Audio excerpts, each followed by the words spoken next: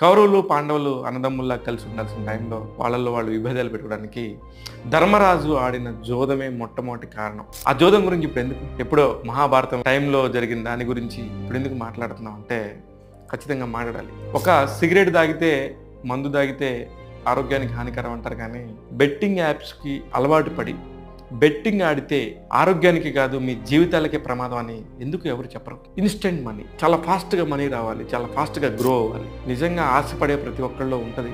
మనిషి అన్నాక ఎవరికైనా ఉంటది. తప్పులేదు. కోట్ల రూపాయలు పోగొట్టుకుంటున్నారు ఈ బెట్టింగ్ యాప్స్ ద్వారా. చాలా సామాన్యులు సైతం అప్పులు తెస్తున్నారు.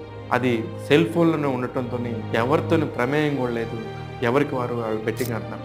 ఈ బెట్టింగ్‌లు ఇంతగా జనాల్లోకి రావడానికి కారణం ఎవరు? దీనికి సంబంధించి యాడ్స్, ఇన్‌ఫ్లుయెన్సర్స్ అనేక రకాలు ఎక్కడ దొరికితే అక్కడ బెట్టింగ్ యాప్స్‌ని ప్రమోట్ చేయమని చెప్పేసి, లక్షల్లో మీకు పారితోషికం ఇస్తామని చెప్పేసి ప్రతి ఒక్కళ్ళని ఆశ పెట్టి ఈ రంగంలోకి దింపారు.